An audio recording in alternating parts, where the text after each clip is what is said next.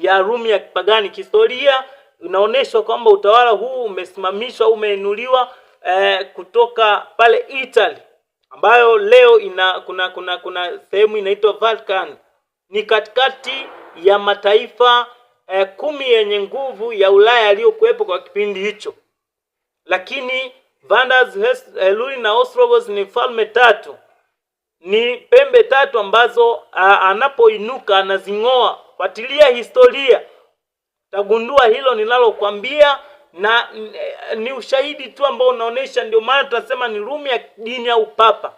Hapa hatuzungumzii masuala ya udini, tunazungumza kila ambacho Biblia inasema.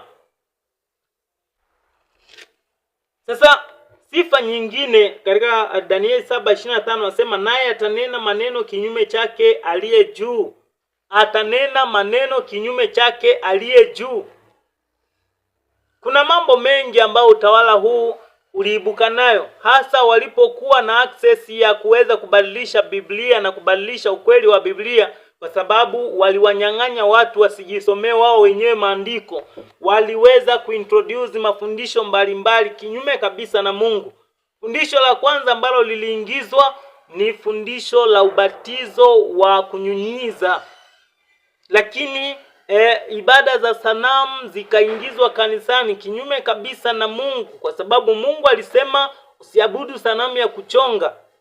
Leo sanamu zile ambazo zilikuwa zinaabudiwa Babeli zikaletwa, lakini zikabatizwa kwa majina ya watakatifu. Sanamu ya Mtakatifu Petro, Maria na mtoto Yesu, sanamu masuala ya kutumia rozari katika ibada, ni mambo ambayo yana asili katika Babeli, lakini ambayo yameingizwa kanisani. Atanena kinyume chake aliye juu. Tena kunena kinyume chake aliye juu, kuna sehemu anasema kwamba atanena makufuru. Atanena makufuru. Makufuru katika Biblia ukisoma wakati Yesu akiwa duniani aliposema kwamba na uwezo wa kusamehe dhambi, waandishi na Mafarisayo walimwambia kwamba anakufuru. Kwa sababu gani? Kwa sababu mwanadamu kudai kwamba ana uwezo wa kusamehe dhambi ni makufuru. Yesu alikuwa sio mwanadamu, alikuwa ni mwanadamu na Mungu 100%. Kwa hiyo ilikuwa ni haki yake kusema kwamba alikuwa na uwezo wa kusamehe dhambi kwa sababu yeye alikuwa ni Mungu. Lakini fungu hilo pia linatupa maana ya kwamba kumbe mwanadamu kudai kwamba ana uwezo wa kusamehe dhambi ni kukufuru. Sasa upapa unadai kwamba wana uwezo wa kusamehe dhambi, na tena wanasema kwamba wao ni badala ya Mungu duniani, ni kwamba vicars of the Son of God, kwamba ni mwakilishi wa Mungu duniani. Hakuna fungu lolote katika Biblia linalosema kwamba Yesu alimuweka mtu kuwa mwakilishi wake duniani, kwa sababu Yesu mwenyewe alisema mimi ndimi njia na kweli na uzima, Yohana 14:6. Kwa hiyo mtu anapofanya dhambi lazima aombe rehema kwa Mungu, sio kwenda kutubu kwa mtu. Hakuna utawala mwingine duniani unaonena kinyume na Mungu isipokuwa utawala upapa. Atawadhofisha watakatifu wake aliye juu. Atawatesa watakatifu wake kwa nyakati 2.5 ya wakati, au kwa miezi 42 kama Ufunuo inavyoeleza, au kwa siku 1260. Miaka 1260 ambayo kimsingi katika unabii siku moja ni mwaka mmoja, kama vile ambavyo Hesabu 14:34 na Ezekiel 4:6 inavyoeleza. Siku moja kwa mwaka mmoja nimekuagiza.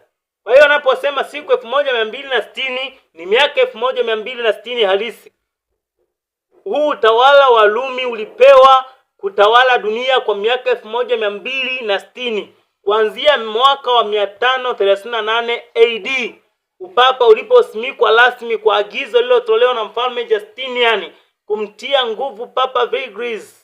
Ni kwamba utawala huo ulianza kuwatesa watu wa Mungu, waaminifu wa Mungu, jamii ya Waabigensia na Waldensia waliteswa kwa sababu ya uaminifu wao kwa Mungu, na kwa sababu ya kushikilia ukweli wa Sabato ya kweli, na kwa sababu ya kushikilia ukweli wa Biblia kama ulivyokuwa umefunuliwa.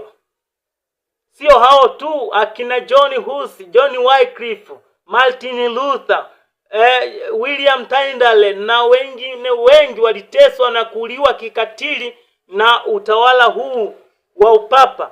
Kanisa hili la Rumi lilikuwa likiwatesa na kuwaua kikatili, wakiambiwa kuwa ni waasi, lakini kimsingi hawakuwa ni waasi kwa sababu walikuwa wanasimamia ukweli wa Biblia.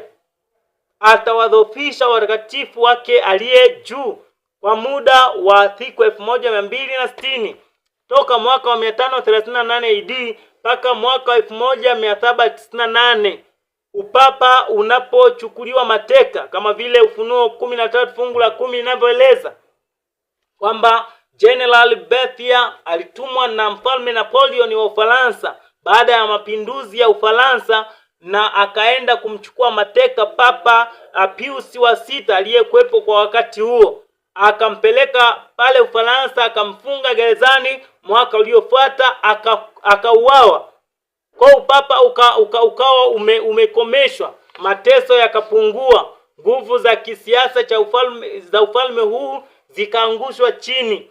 Ndio ile kusema kwamba akatiwa jeraha la mauti nalo likapona. Kwa hiyo ni ufalme huu peke yake ambao unakidhi vigezo vyote na sifa zote za kibiblia ambazo zimeelezwa. Lakini Ufunuo 13 fungu la kwanza ni kwamba inaeleza huu ufalme unatoka baharini. Katika Ufunuo 17 fungu la 15 inasema ni jamaa, mataifa na lugha, ni watu wengi. Kwa hiyo kwa wakati huo bara la Ulaya ndio lilikuwa na watu wengi zaidi kuliko mabara yote duniani, na huu ufalme unainuka kutoka katikati ya bara la Ulaya. Kwa hiyo ndio maana tunasema kwamba huu ufalme wa pembe ndogo ni upapa, na ni ushahidi ambao hata wao wenyewe wanakiri katika maandiko yao. Hutaki kuamini? Nenda ukaulize hata Google. Fuatilia vitabu, hata mithali ya waumini pamoja na katekisimu ya kanisa. Lakini ni kwamba tumaini lenye baraka, ukweli wenye matumaini ni kwamba baada ya falme hizi za kidhalimu, Mungu mwenyewe atasimamisha ufalme wake usioweza kuangushwa. Atasimamisha mamlaka yake isiyoweza kuangushwa, mamlaka itakayotenda na kuapply kwa haki, mamlaka ambayo hakuna mtu atakayeonewa, mamlaka ambayo watu wote wataishi kwa uhuru. Natamani sana falme za kidunia zipite, kwa sababu kuna mambo mazuri, mambo matamu ambayo Mungu ameahidi kuwatendea watu wake. Yaani ni kwamba hata kama falme za kidunia zitatutesa kwa sababu ya kushikilia ukweli wa neno la Mungu, sababu hata hivyo Yesu anasema msiwaogope wao mwili, Luka 21 fungu la 4. Msiwaogope wao mwili, sababu wakisha waua hawana la kutenda zaidi, lakini muogope yeye ambaye ana uwezo wa kuua mwili na roho katika jehanamu. Ni Mungu peke yake ndiye ambaye tunapaswa kumwogopa. Mitume walipokuwa wakipitia mateso na waliposhurutishwa wakane uaminifu wao kwa Biblia na uaminifu kwa Injili, walisema imetupasa kumtii Mungu kuliko mwanadamu, na kupendekezea kwamba Biblia, neno hili ndilo ambalo liwe msingi wako wa imani. Ukweli wa neno la Mungu ndio ambao uongoze mapito yako. Hatuokolewi kwa sababu ya kuwa kwenye dini fulani. Nilikwambia tunaokolewa na kipimo cha hukumu ni ukweli wa neno la Mungu ambao umehubiriwa kwako. Kila mmoja atahukumiwa kulingana na ukweli ambao alifundishwa. Huenda umesikia ukweli kupitia mitandao ya kijamii, huenda umesikia ukweli kupitia wainjilisti wa nyumba kwa nyumba, huenda umesikia mahubiri kupitia namna nyingine yoyote, ukweli ule ambao umefunuliwa kwako ndio ambao utatumika kukuhukumu. Tumaini ni kwamba mbali na changamoto zote na magumu yote, Mungu amekusudia mema kwa ajili ya watu wake. Amejifunua katika mataifa na tawala za kipagani ili atuoneshe kwamba yeye hajatuacha, japokuwa sisi tulimwasi na kufanya dhambi na kuingia katika uovu. Yeye Mungu mwenye upendo alijitoa kwa ajili yetu, yuko tayari kutupigania. Inaonekana wakati mwingine kama haoni kwamba watu wake wanapitia mateso katikati ya dunia hii, lakini ipo siku jiwe lililochongwa si kwa kazi ya mikono litaiponda sanamu na kusambaratisha falme zote za dunia. Mungu mwenyewe atasimamisha ufalme unaodumu, ufalme ambao hautakuwa na mwisho, ufalme utakaodumu milele. Mungu atatawala kwa haki. Dunia ambayo imetanga mbali na mapenzi ya Mungu kwa siku zote, Baba ambaye tumetengana naye, tumetenganishwa na dhambi kwa muda mrefu, atatawala tena.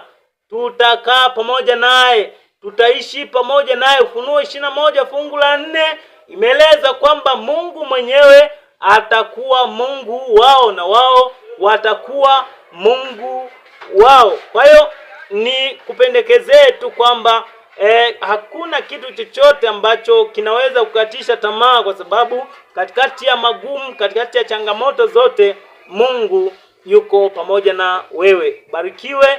Karibu tutakapokuwa tunaendelea kujifunza historia ya kanisa la Agano Jipya. Bwana akubariki.